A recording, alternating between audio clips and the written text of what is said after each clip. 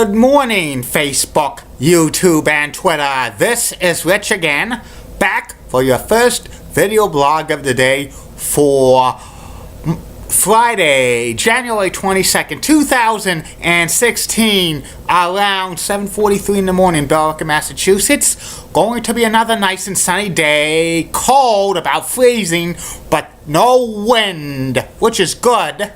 And tomorrow's going to be some snow, mainly in the south coast of New England. That's under winter storm watch, because they could get up to 6 or more inches, while in the Boston area, points north, could be a dusting to 1 inch. But stay tuned. Trends of this storm is saying the snow shield, the fringes might come up to like Boston or the New Hampshire border, so you have to be paying attention to future forecasts, because this could change. Baltimore, Washington, D.C., Philadelphia, and New York are going to get a major blizzard. Half of the East Coast will be shut down tonight and tomorrow. Some news to report. The Vancouver Canucks beat the Boston Bruins by a score of 4-2 last night. The University of New Hampshire Wildcats beat the UMass Lowell Riverhawks men's basketball team by the score of 78-76. And sad news to report in the world of Olympic skiing. Former Olympic gold medal winner Bill Johnson, who won a gold medal in the 1984 Winter Games, passed away at the age of 55, so prayers to his family. So that's about it on the news.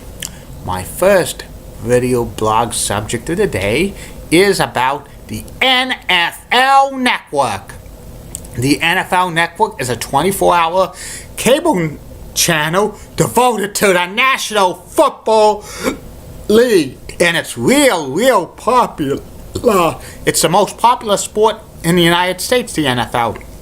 So naturally, they have to have a network devoted to the NFL. The NFL Network was launched on November 4th, 2003.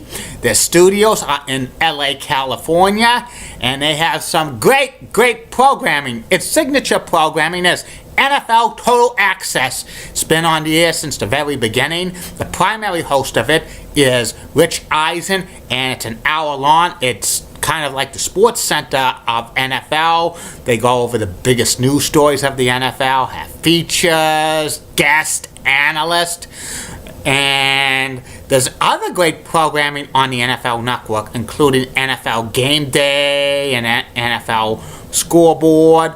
Sundays, when it's during the football season, they all have wall-to-wall coverage of the game's actions from 7 in the morning to way past midnight.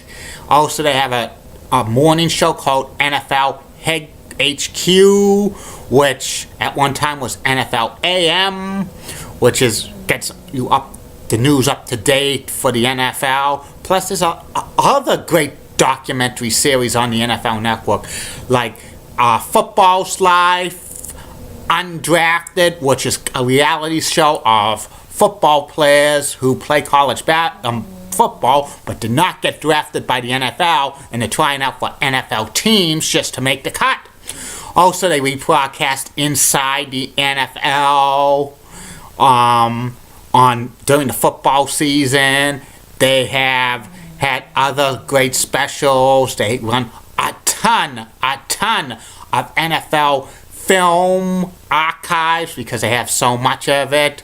And plus, they show 13 live NFL games a year on Thursday nights, which is simulcast half the season by CBS.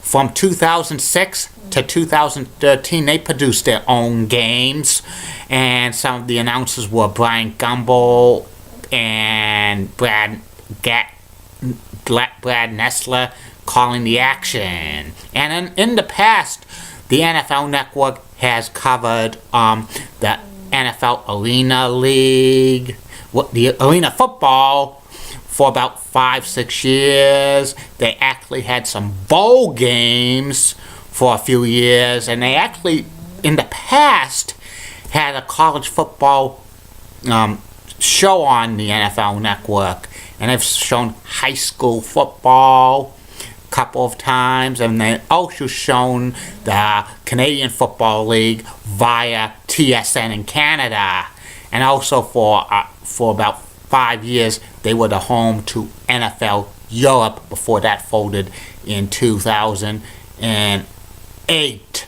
And the NFL Network is really growing. Some of the other people on the NFL Network in the past and present who were hosts were like Fran Charles and Alex Flanagan, Melissa Stark, and Stacey Dallas, Trini Kazarian, Lindsay Rose.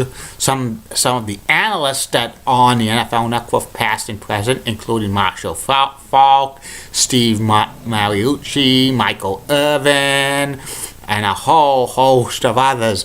And they also have fantasy shows. They get inside. They mic the officials and players, having like specials about that, which is pretty good.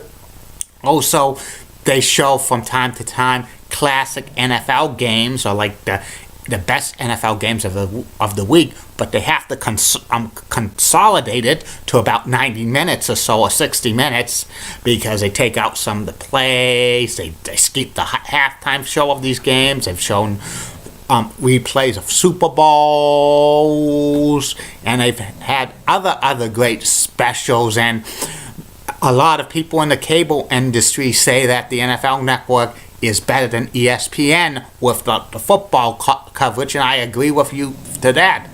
At one time, ESPN almost bought the NFL Network, like in the late 2000s. They were minutes away from signing a deal, but what I heard, the NFL Network wanted some of ESPN's college football coverage on Saturdays during the college football season. But ESPN was not going to budge on that, because college football brought big ratings to ESPN, plus NFL Network at the time wasn't in a lot of homes, and that would have been kind of a step down. So ESPN and NFL Network just broke off the agreement.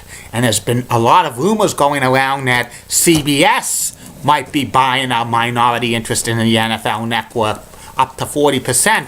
They do some crossovers for the NFL Network and CBS, especially during Thursday Night Football, which CBS produces for the NFL Network. Jim Nantz and Phil Simms call it, plus James Brown and Bill Cowwood of NFL Today, are part of the NFL pregame show for NFL Network and CBS.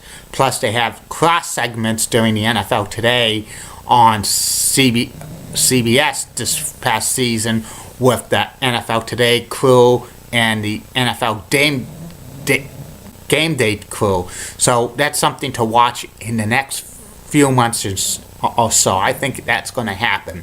And that's about it on the NFL Network. That's about it on this video blog. Today, on tap for the video blogs will be the MBTA commuter rail line from South Station to Framingham, Worcester. Tell you about that.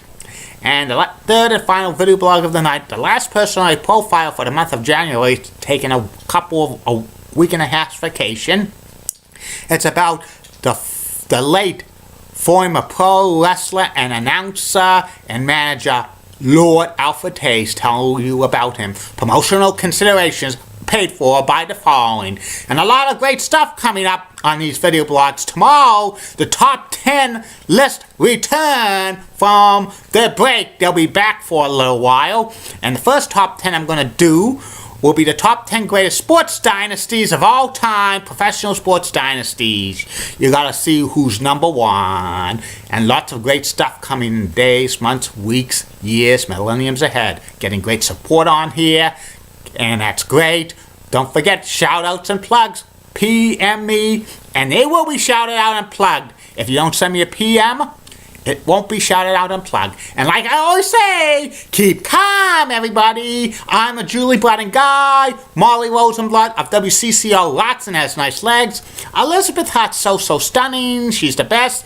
Amy Swenzy rocks. Barbara Gibbs of ABC 11 of Raleigh, North Carolina has a sweet southern accent. And in the words of Sean Lucha, get out! See you later, Facebook, YouTube, and Twitter. Bye.